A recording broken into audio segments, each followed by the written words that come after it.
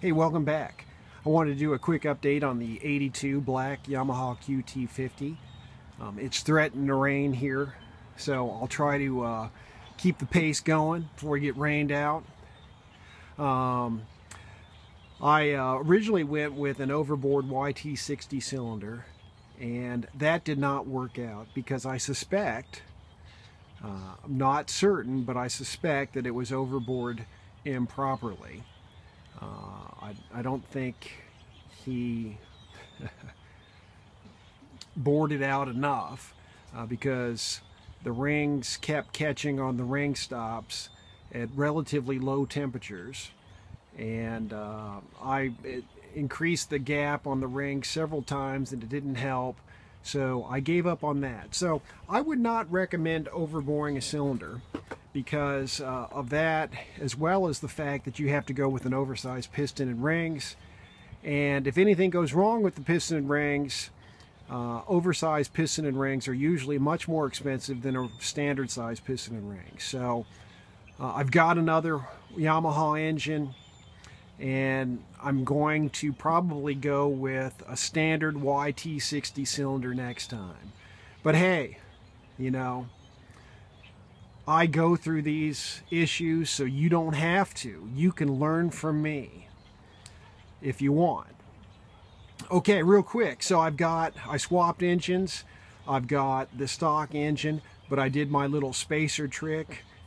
All the ports are bumped up a little over 2 millimeters. So we're going to try that. I've had pretty darn good success with that in the Honda Express context, and I think it's going to work out nice here. As you can see, I've got the MLM circuit pipe. I'm a big fan of that because it's a great value for the money. It retails for like $135, and it does a really nice job. The only downside is if you've got to take it on and off a bunch of times, it's kind of difficult to get to the right side bolt where it connects to the cylinder. Now, if you look right there, the rear differential, I recently acquired a press, and one of the reasons I acquired it was to be able to put PW50 ring and pinion gears in a QT50.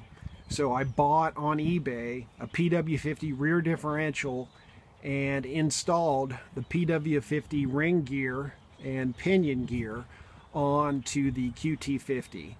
I need to probably document that process. It's fairly, well, there's no videos of it on the net, and nobody really takes you through it step by step. But what you've got to do, in a nutshell, is the PW50 axle is longer than the QT50 rear axle, right in there. Because the PW50 has a really wide, or a wider anyways, tire meant for motocross. So attached to that axle, underneath that cover, is a ring gear. So you've got to push out the PW50 axle from the ring gear, take out the Yamaha QT50 axle and ring gear, push out the Yamaha axle from its ring gear, and then you push the Yamaha axle into the PW50 ring gear, reinstall it, and then you also take the PW50 pinion gear and swap it with the Yamaha QT50 pinion gear, because ring and pinion, they go together and they fit together, so you got to keep that pair together. And then of course I installed all that other stuff on the PW50 differential because the QT50 gear and a PW50 gives them greater acceleration and low end, which you want on a motocross track, and the PW50 ring gear and pinion gear gives you more top end, approximately 10% more. So if you could previously do 45 on your QT50, now you can do almost 50 miles an hour. So this bike now has the PW50 ring and pinion gear. So, and that went actually fairly smoothly once I I had to add some heat to the equation to get that axle through the ring gear. So still running the stock carb with a 75 jet for now. We'll see how that works out. Got a BP6HS plug, and I got one of those pod air filters, I guess they're called. Got a new tire on the front, and let's swing it around.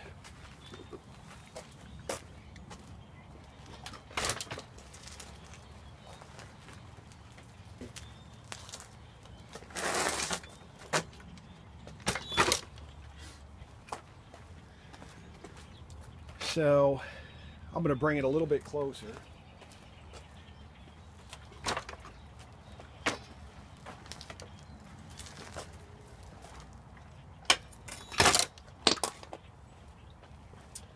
The previous owner stuck a new seat cover on this, which is awful nice.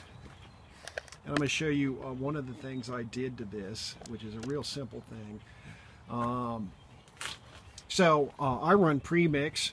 We've got a lot of flatlanders out there who believe in the oil pump. I don't believe in the oil pump because it does not provide you with a consistent fuel oil ratio, whereas premix does. The Yamaha is notorious for pumping in way too much oil at full throttle, and I bet the Honda one is as well. So I don't even bother with it.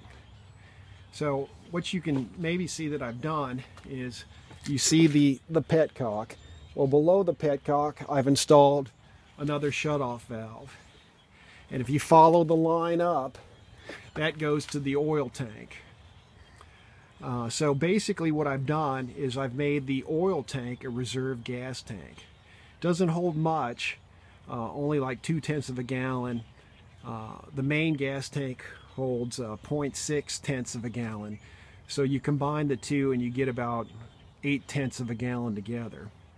But every little bit helps, and you're increasing your fuel capacity by I don't know, 1/4, about 25%, right? Check my mouth on that. So you could take off that oil cap and fill the reserve tank from there.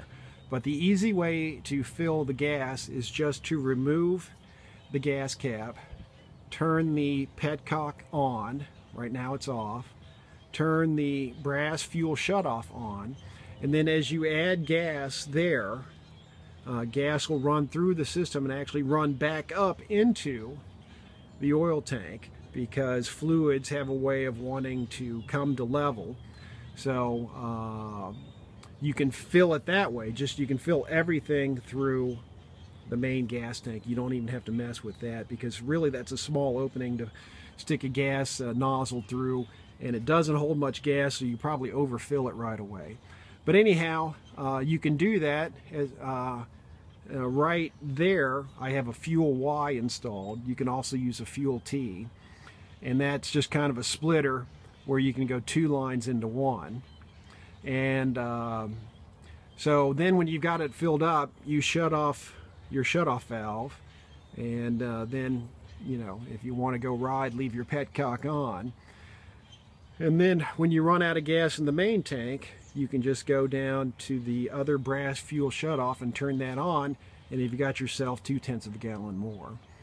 So then on setups with a much bigger carb, I actually run both of the fuel shutoffs on. So I turn the petcock on and I turn the fuel shutoff on the auxiliary tank on, because a big enough carb will demand that much fuel. So that's what I've done there. And then I always like another advantage of this MLM circuit pipe is this baffle is removable. See how it's attached by a spring? You can actually just pull it off, get it out of the way, and then if you have to access the rear tire, you don't have to remove the exhaust.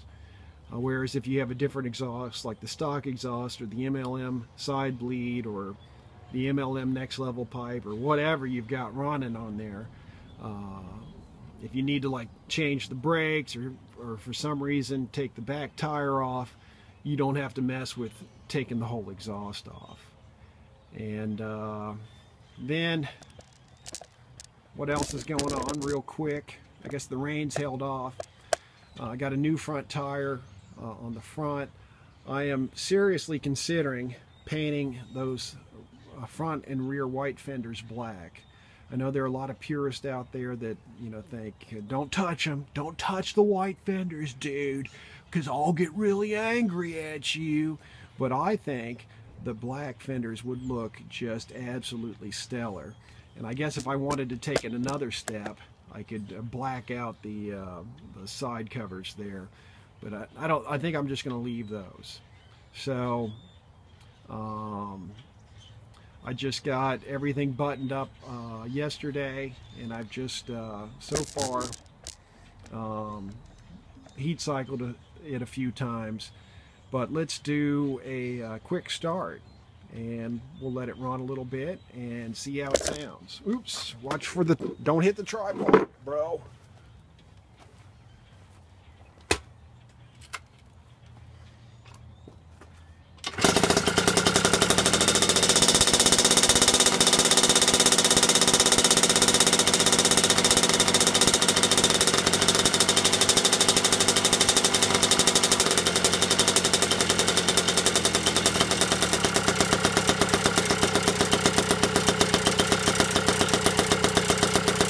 Started right up, a little smoky.